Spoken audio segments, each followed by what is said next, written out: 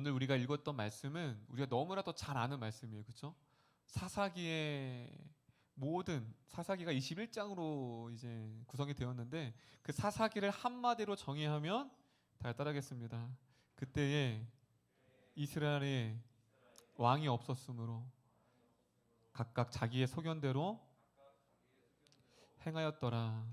그럼 사사기 21장을 가장 잘 요약한 말씀이 바로 오늘 사사기 21장 25절입니다. 그때 왕이 없었으므로 여러분 구약을 보면 족장 시대가 있고 왕족 시대가 있어요. 족장 시대는 뭐냐면 아브라함과 족장이 누구냐면 아브라함, 그다음 누구죠? 이삭, 야곱, 요셉이 족장 시대예요. 족장 시대. 그때는 왕이 있었어요, 없었어요? 없었죠. 그런데 왕정 시대로 넘어가요. 왕정 시대 최초의 왕이 누구예요? 그렇죠. 사울. 박수 세 번 시작. 그때부터 이제 사무엘이 기름 부음 받은 사울로부터 왕정 시대가 이제 시작이 돼요. 근데 문제는 이때는 왕이 있었을까 없었을까? 사무엘로 넘어가잖아요. 그렇죠? 왕이 없었어요. 이때는 족장 시대예요. 아직까지. 그래서 당시에 고마워요. 사모님 물 준다. 교회에서는 이렇게 떵떵하지 집에 가면 네.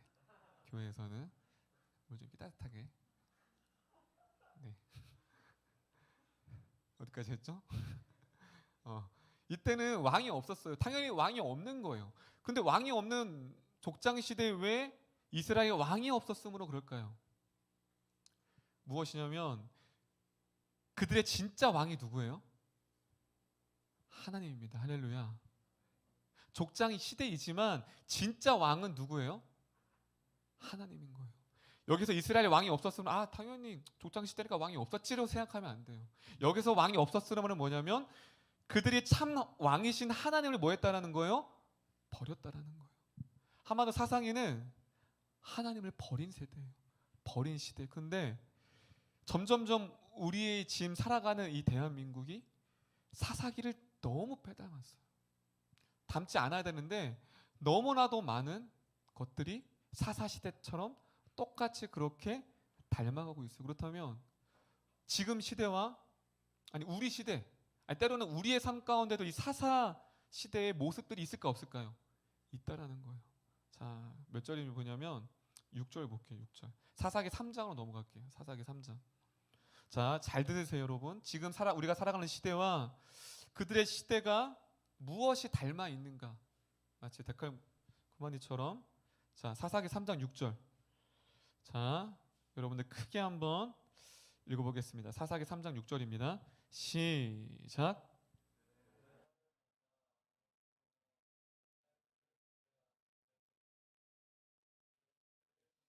그럼 6절이 당시 구약의 배경을 통해서 얼마나 충격적이냐면 여러분 유대인은 오로지 하나님만 섬기는 족속이에요. 우리도 뭐 백의 민족이라고 하잖아요. 그렇죠? 지금은 좀 이렇게 다른 나라랑 혈통이 섞였지만 우리는 백의 민족이라고 했어요. 우리나라도. 혈통이 섞이지 않은 거예요. 마찬가지로 유대인들에게 딱 정확하게 율법 중에 뭐가 있냐면 이방인들과 혼인하면 돼요, 안 돼요? 안 돼요. 왜 혼인하면 안 될까? 혼인하게 되면 단순히 결혼이 아니라 그들의 문화와 그들의 종교를 같이 가져와야 돼요. 그게 당시 룰이었어요. 국룰. 요즘 국룰 뭐 이렇게 하잖아요. 네. 국룰 안 써요? 국룰. 네. 당시에 그게 국룰이었어요. 그렇기 때문에 하나님이 말씀하십니다. 절대로 유대인들은 다른 사람과 혼인하면 돼요, 안 돼요? 안 되죠. 근데 더 큰 문제는 지금 여기가 어디에 사사시대가 가나안 땅에 들어간 세대예요. 가나안을 왜 보내셨어요? 가나안을 정복하라고. 구별되게. 그런데 그곳에서 그들과 뭐 했어요? 혼인하고 장가갔습니다. 질문입니다. 왜 그랬을까요? 여러분, 지금 가나안 땅에 들어간 세대는 광야 세대였어요. 광야에서 들어갔어요. 유목민이잖아요. 유목민이 뭐냐면 정착 생활을 하지 않아요. 돌아다닌단 말이에요. 옷도 깨세세하고. 그런데 지금 가나안 땅들은 뭐냐면 농경 사회이기 때문에 정착 생활을 했단 말이에요. 정착 생활을 한 그 주민들은 너무나도 휘황찬란한 거예요. 목사님 중학교 때가 삐삐가 있었어요. 삐삐 본 사람. 저희 삐삐 못 봤어요? 아 세대가 너무 나나? 그래도 여기서 제일 나랑 가깝지 않냐? 삐삐 못 봤어? 아, 삐삐. 어? 삐삐. 여러분 삐삐가 그 당시에 엄청난 충격인 거 아세요? 당시에 전화하면 "철수야 어디서 만나." 그럼 갔어. 그러면 뭐 당시엔 연락할 방법이 없는 거예요. 계속 1 시간 2 시간씩 있는 거예요. 당시에는 어떻게 살았나 몰라. 지금 생각하면 그때는 연락할 방법이 없는데 집으로 전화했단 말이야. 근데 삐삐가 생겼네. 할렐루야. 삐삐는 어떡하냐. 삐삐 있으면 이제 공중전화로 가는 거야. 가면 이제 천사. 천사가 왔네? 그러면 이제 띠띠띠 해 가지고 비번 누르면 음성이 딱 듣는 거예요. 그때 진짜 센세이션이었어요 진짜. 문화 충격. 근데 더 충격이 뭔 줄 아세요? 휴대전화가 왔네? 와 그때 목사님이 중3 땐가 어떤 애가 아빠 휴대폰 왔는데 무전기. 아 진짜예요. 최초 무전기 하면 검색 구글링 해 쳐봐요. 와 진짜 문화 충격 받았어요. 야 줄이 어디 그때 막 다 모여 가지고 "줄 어딨어? 줄 어딨어?" 원신 같죠? 이게 문화 컬처 쇼크라는 거예요 이게. 어떻게 유선이 없는데 돌아다니면서 통화를 하지? 그때 그게 300만 원이었어요.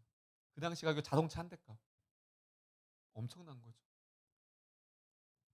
삐삐 그다음에 휴대폰은 뭐냐면 문명을 대표하는 거예요. 그 당시의 문명. 그래서 많은 사람들이 그 휴대폰을 살기 위해서 악착같이 뭐 할까요? 돈 벌죠. 그쵸? 휴대폰 살려고. 악착같이 모아서 삐삐를 산단 말이에요. 여러분 아이폰 처음 나왔을 때 엄청난 충격 아세요? 여러분 아이폰 처음 나올 때 써본 사람 아이폰 1세대. 지금 어디까지 나왔어요 아이폰이? 13까지. 자 13은 있다. 어 처음 나왔을 때 완전 충격. 휴대 PC에서 할 수 있는 것들을 휴대폰에서 하는 거예요. 은행 가서 해야지만 입금하고 출금하는 것을 집안에서 폰뱅킹으로 하고 인터넷 뱅킹을 하는 거예요. 그때는 엄청난 충격이 왔죠. 그때 아이폰 사려고 많은 중고등부 대학생들이 그래서 등골이 혓다라는 그 당시에 그 당시 가격이 되게 컸겠죠. 무엇이죠? 어떠한 새로운 문명을 만났을 때는 그 문명이 화려하잖아요. 앞서가잖아요. 그럼 그것을 누리고 싶은 생각이 들까요? 안 들까요? 들죠.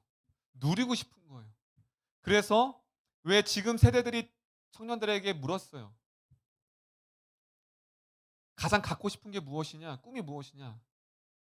보세요. 돈이에요. 돈이 있어야지 내가 갖고 싶은 스포츠카를 살 수 있는 거예요. 돈이 있어야지 내가 강남에 아파트 한 채를 살 수 있는 거예요. 돈이 있어야지 내가 사고 싶은 명품 백을 이 백 별로 안 좋아하죠, 우리 청년들은. 아 네 좋아하네요. 명품을 살 수 있는 거예요. 결국 무엇이죠? 누리고 싶기 때문에. 우리가 돈을 왜 벌어요? 행복을 누리고 싶고 그것을 통해서 내 안에 채우려고 한다는 거예요. 당시 사사기가 마찬가지예요. 딱 가나안 들어갔는데 새로운 물질, 문명이 자기 앞에 펼쳐져 있는 거예요. 이거 문화 충격이죠. 마치 목사님이 처음 휴대폰을 봤을 때. 그럼 그들의 것을 같이 누리기 위해서 그때부터 그 마음 가운데 소유하고 싶은 욕심이 들었어요. 누리고 싶은 욕심이 들었어요. 그래서 단 한 가지 방법이 뭐예요? 그 여인들과 통혼하는 거예요. 아, 통혼하면 저들이 갖고 있는 그 물질 문명을 내가 뭐 할 수 있다? 누릴 수 있겠구나. 그거예요. 그래서 딸을 맞아 아내로 삼으며 자기 딸들이 그 아들을 어떻게 하면 저 가나안 족속들과 통혼하고 그 문화를 누릴 수 있을까? 결혼하게 된 거예요. 그러자 7절로 이루어졌어요. 단순히 소유하고 싶은 그 욕구로 시작된 그 욕구가 어떠한 결과를 낳냐면 우리 3장 7절에 나왔어요. 우리 좀 끌까요? 좀 덥죠. 꺼도 될 것 같아요. 자, 7절 어떤 결과가 나오는지 7절을 볼게요. 읽겠습니다. 7절입니다. 시작.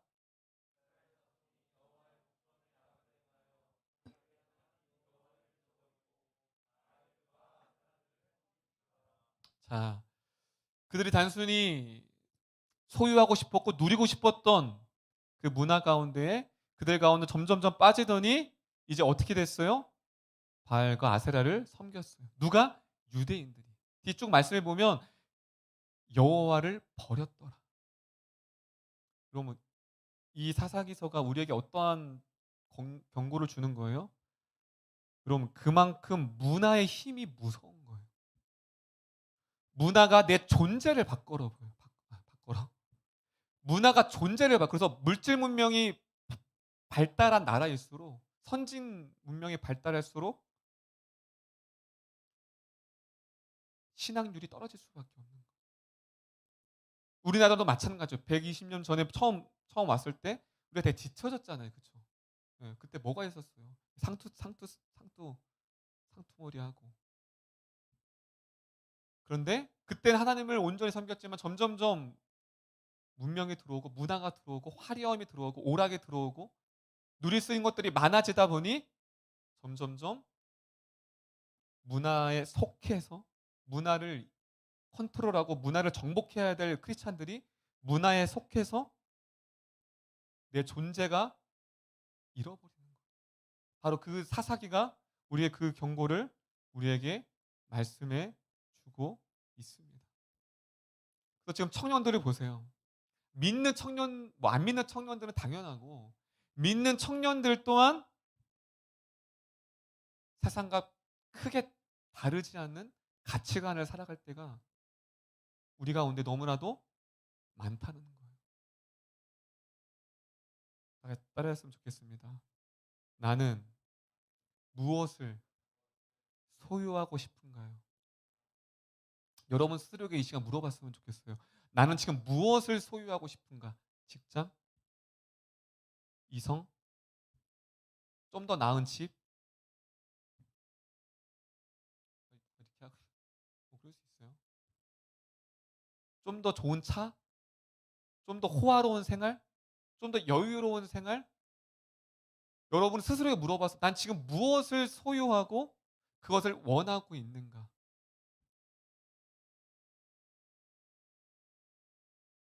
그래서 다시 따라했으면 좋겠습니다. 내가 소유하고 싶은 그것이 내 존재입니다.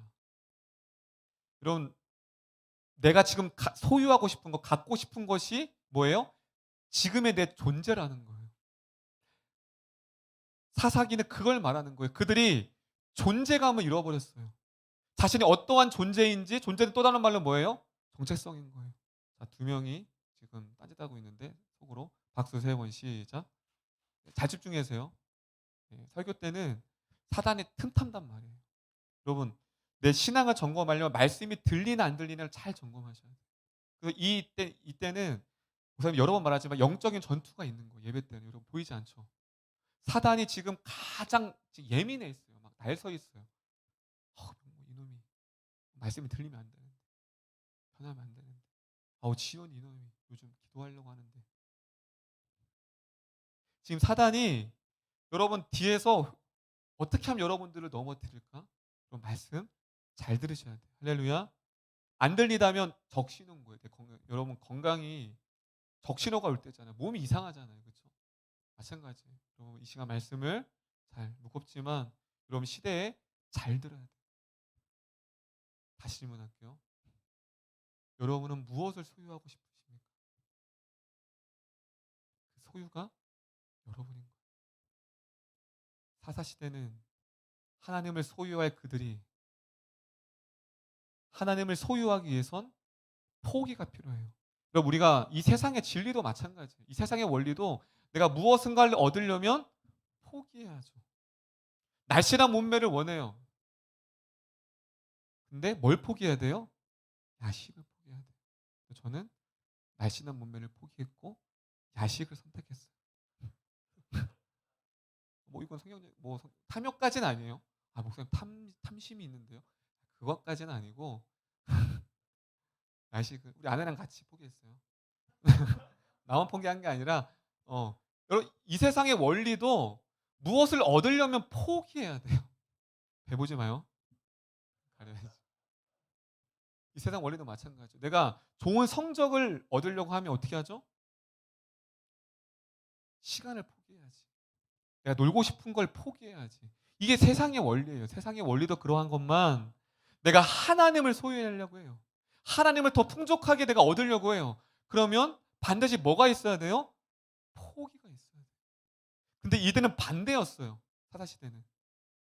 하나님을 얻기 위해서 세상 것을 포기한 게 아니라 세상 것을 얻기 위해서 하나님을 가감없이 버린 세대. 그럼 같이 있을 수가 없거든요, 이것은. 치킨과 배는 이 날씬하면 같이 갈 수가 없는 거예요. 그게 욕심인 거예요, 그게. 근데 먹으면서 날씬할 수 있어요. 좀 그러면 좋겠어. 같이 갈 수 없는 거예요. 마찬가지예요. 내가 세상 것도 소유하고 하나님 것도 소유하고 하나님도 사랑하고 세상도 사랑하고 아니라 하나님만 사랑할 때 채울 수 있는 거예요. 할렐루야. 우리는 뭐예요? 도예요, 도. 그놈의 도가 뭔지. 하나님도 이것도 성경은 그게 아니에요. 박자를 해요. 다 다릅니다. 하나님 도가 아니라 하나님만입니다. 근데 그게 쉬워요, 어려워요? 어려워요. 왜요? 우리의 본성은 자꾸 세상을 따라가요. 내 본성이에요, 그게. 왜냐하면 우리는 선악설이에요, 그렇죠? 교육 시간에 배웠죠? 우리는 선악설이에요. 아담의 죄로 말미암아 타락해서 본성에 타락했어요. 원래 본성 타락 전에는 하나님이 기뻐하는 것만 마음에 품고 살았어요. 내가 노력이 필요 없었어요. 제가 있기 전에는 아담한테 좀 가서 뭐라고 하고 싶은 게 뭐냐면 그때는 노력과 의지가 필요 없었어요. 그냥 모든 생각하는 모든 것들이 하나님이 기뻐하는 거예요. 근데 제가 들어와서 완전 본성이 바뀌었죠. 하나님 형상이 그걸 깨워졌다고 말해요. 그래서 그 본성이 완전 바뀌어서 악을 즐겨요. 하나님과 대비되는 하나님과 반대되는 것을 사모하게 되는 본성이 되어버렸어요. 그 사사시대가 그 절정, 그 본성이 커졌을 때 그 본성을 스톱시키지 못했을 때 여러분 스톱시켜야 돼요. 내 안에 그 본성 기질. 그걸 지금 스톱시키지 않으면 자꾸 내 안에 뭐가요? 그것이 탐욕과 내 안에 쾌락과 세상의 것으로 내 것을 채우려고 한다는 사실입니다. 여러분의 존재를 알려면 여러분들이 지금 무엇을 소유하고 싶은가? 그것이 여러분의 존재라는 거예요. 그래서 그들은 다 따라합니다. 그들은 존재에서 소유를 선택했습니다. 그런데 그러한 사사 시대에 한 인물이 등장합니다. 우리 사사기 3장 9절 볼게요. 9절. 우리에게 도전을 주고 그렇게 살아갈 수 있다라고 희망을 주는 사사기 3장 9절 앞에 말씀도 있습니다. 사사기 3장 9절 크게 읽겠습니다. 크게 읽겠습니다. 시작.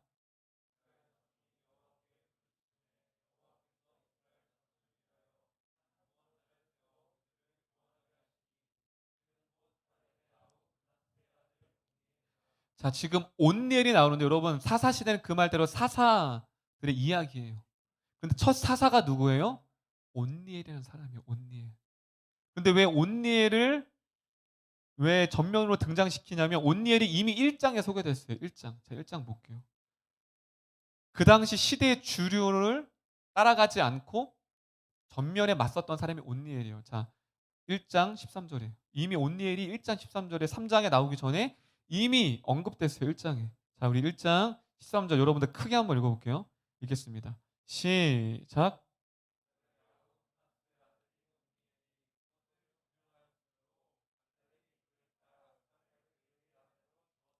자, 이 말씀 아까 3장의 9절과 대비되죠. 그들이 당시의 시대적 주류가 뭐였어요? 통혼하는 것이에요. 이방인과 결혼하는 거예요. 그래야지만 그들의 물질 문명과 풍요로움을 내가 얻을 수 있기 때문에 모두가 그렇게 갔는데 지금 온니엘은 누구의 생각이 나는데요? 온니엘은 감기 걸려서 그래요. 온니엘은 누구랑 결혼했어요?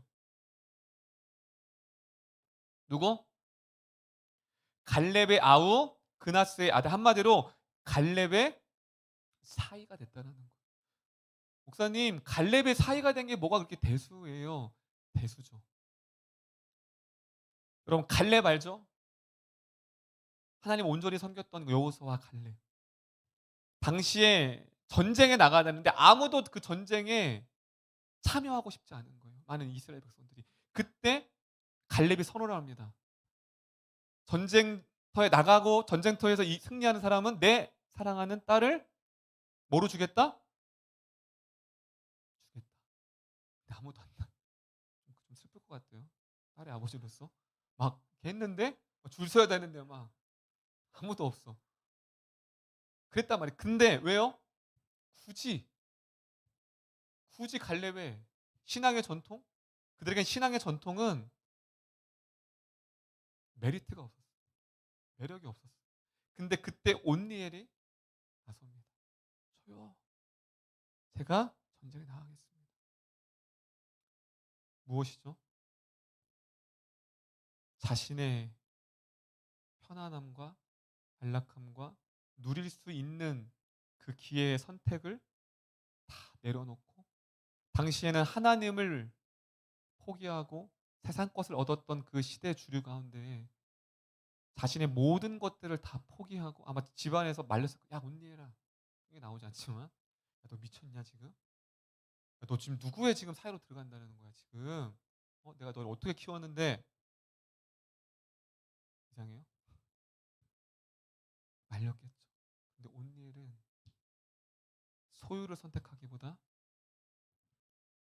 하나님 앞에 정체성, 존재를 선택했습니다. 할렐루야. 그때 전쟁터에 나가서 승리하고 드디어 그가 이스라엘 백성 가운데 평온을 줍니다. 그래서 사사기 3장 11절 볼게요.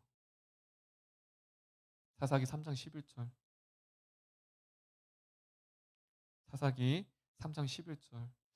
그 한 사람, 시대의 주류를 따라가지 않고 많은 사람들이 소유와 자기의 누릴 것과 그것을 선택했을 때 소유가 아닌 존재를 선택한 한 사람을 통해 어떻게 그 땅이 하나님의 평안을 주셨는지 3장 11절 우리 크게 한번 읽어볼까요? 사사기 3장 11절입니다. 크게 읽겠습니다. 시작. 자, 온니엘이 살았던 사사로 다스렸던 40년이 뭐였더라? 평안했다. 누구 때문에? 이스라엘 백성들이 여전히 죄악 가운데 통원하고 여전히 우상을 섬겼지만 누구로 인해서? 온니엘은 한 사람.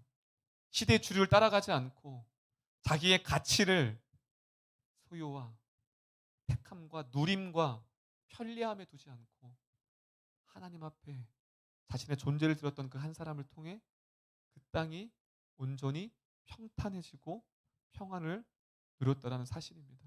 온니엘의 뜻이 무엇인 줄 따라했으면 좋겠습니다. 여호와만이 나의 힘입니다. 할렐루야.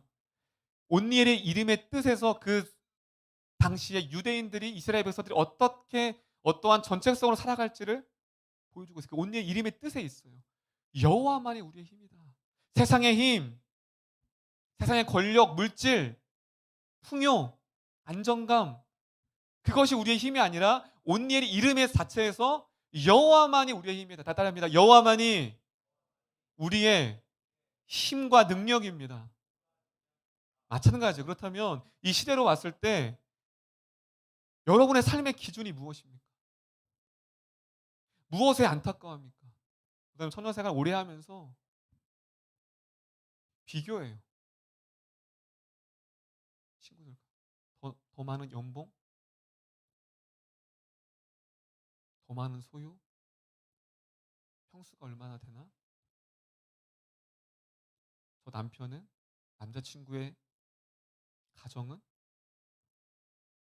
학벌은 그래서 그것을 누리고 그것을 성취하려고 자신의 일생의 청년의 때를 다 어떻게 해요? 보내게 돼요. 근데 그거 아세요? 그 끝에 공허함과 허무함이 여러분들을 기다리고 있다는. 사사기서는 그걸 말해요. 잠깐 세상에 거서 잠깐은 만족이 있죠. 사사기서가 우리에게 도전을 주고 던져주고 있습니다. 오늘 말씀 제목이 뭐예요? 다 같이 소유에서 존재로. 우리가 어떠한 존재인가를 알아야 돼요. 하나님께서 우리를 하나님의 형상으로 만드셨죠. 유일하게 피조물 가운데 하나님의 형상으로 만들어지는 우리예요. 형상으로 만들어졌다라는 건 간단합니다. 절대적, 의존적인 관계입니다. 여러분, 형상으로 만들어졌다는 건 하나님을 절대적으로 의존해야지만이 의존할 때 자신의 존재감을 느끼는 거예요. 여러분, 내가 존재감을 누군가의 뭐 남편의 이성의 사랑을 받을 때 존재감을 느끼고, 어떤 친구는 이렇게 좋은 백과 좋은 옷을 입으면 제가 존재감이 있대요. 이렇게 눅눅한 옷을 입으면 자기가 존재 가치가 없대요. 그 세상의 가치인 거예요, 여러분. 결국 우리의 존재, 살아가는 존재의 목적과 살아가는 정체성을 알려면 하나님을 절대적으로 의존할 때, 그게 뭐야? 관계인 거예요, 관계. 사사기서는 하나님과 절대적 의존적인 관계를 완전히 차단해 버렸죠. 세상 가운데 세상과 관계를 맺었어요. 쾌락과 돈과 성적인 더러움, 그것을 다 관계를 맺었죠. 그러다 보니 그들의 몸과 영혼은 어떻게 되죠? 점점 병들어갔다는 거예요. 여러분도 마찬가지예요. 여러분은 여러분의 가치를, 삶의 가치 있잖아요. 삶의 가치를 어디에 둡니까? 평수? 여러분 평수 하는데 여러분 결혼해 보세요. 그 평수가 생각보다 커요. 여러분 결혼을 하면 자녀를 낳으세요. 그 물질이 있어야지 누리거든요. 이 세상은. 그것이 없을 때 실패자 같아요. 세상의 기준으로 보면 마찬가지예요. 여러분의 삶의 가치, 목적 무엇에 둡니까? 소유에 둡니까? 존재로 둡니까? 오늘 이 말씀을 통해 이 청년 세대가 점점점 존재보다 하나님을 의존하는 존재로부터 하나님과의 영적인 관계를 넘어서 세상의 소유를 택하고 있어요. 그래서 자격증 시험, 뭐 토익 시험, 토플 시험 때문에 신앙생활 제대로 못해요. 벌써 기준이 어떻게 됐어요? 흔들려 버린 거죠. 그렇다면 이 청년의 때 흔들리지 않을 수 있는 건 무엇이에요? 내가 어디로부터 그 존재를 누릴 수 있는가? 참 이게 사단계 3년이면 풍어를 읊는다고. 명모가 이쯤 되니까 반주할 것 같으니까 반주자한테 내가 신호도 안 줬는데 맞아요. 그래서 이제 클라이막스로 가고 멘트가 이 속도가 다르죠, 그렇죠? 이게 반주자만의 촉이에요. 반주자만의. 아, 목사님이 이때는 반주 이 저 정도 톤과 저 정도 느림의 미학으로는 반주가 들어가야겠구나.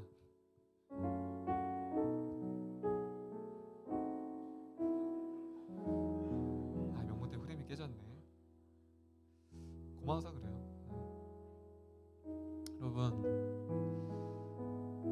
여러분 어디에 가치를 둡니까? 누가 날 사랑해주지 않아서 버림받아서 청년 때는 그것에 가치를 둬요. 내가 사랑받지 못해서, 내가 더 가지지 못해서, 부모의 사랑을 받지 못해서 내 삶의 가치를 자꾸 떨어뜨립니다. 여러분, 우리의 삶의 가치는, 내 존재의 목적은 이 땅에 소유에 있지 않아요. 믿는 친구들만 아멘. 존재에 있는 거예요. 이 청년의 때는 그 존재를 알아가는 거예요. 그 관계, 친밀함, 그 예배. 그때 세상에 채울 수 없는, 그리고 목사님은 돈이 없어요. 당연히 없지. 근데 아이는 많아요. 근데 저는 행복해요.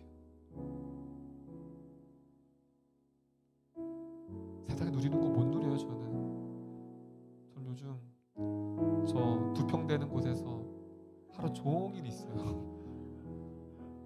때로는 먼 산을 바라보며. 여러분 한번 있어봐요. 2달 동안 30년은 있어야 돼요. 할렐루야. 웃어? 근데 행복합니다. 주님 행복해요. 세상에 누리는 걸 내가 누리지 못하죠. 가질 수도 없고. 그런데 내 안에 그 어떤 것과도 바꿀 수 없는 기쁨과 평강이 제 안에 있어요. 왜요? 그게 내 존재이기 때문에. 내가 평생 하나님을 예배하는 것이 내 존재이고, 내가 그분을 높이는 것이 내 가치이고, 그분을 영화 높게 하는 것이 거기서 내 존재를 느끼기 때문에 감사한 거예요. 마찬가지예요. 여러분 어떠한 존재인 줄 아세요? 여러분의 삶의 가치가 어디에 있는 줄 아세요? 바로 그분과의 관계, 그분을 예배 가운데 그곳에 있습니다. 할렐루야. 우리 옆 사람에게 하나님을 얻기 위하여서 당신이 포기할 것이 무엇입니까? 저 여러분들이 그렇게 온니엘처럼 이 시대 가운데 보여줬으면 좋겠어요. 당당하게 세상의 주류를 따라가지 않고, 소유와 만족과 누림을 따라가지 않고, 하나님이 나를 이 땅에 보내신 목적, 웨스트민스터 교리의 첫 번째 인간의 삶에 대한 목적으로 다 배웠잖아요. 하나님을 영화롭게 하는 것. 할렐루야. 그것이 내 존재예요. 하나님을 기쁘게 해드릴 때 내 존재에 참된 만족과 기쁨이 있습니다. 오늘 이 말씀을 통해 다시 한번 여러분 결단하시면서 내 삶의 가치를 하나님 앞에 두는 여러분들이 되었으면 좋겠습니다.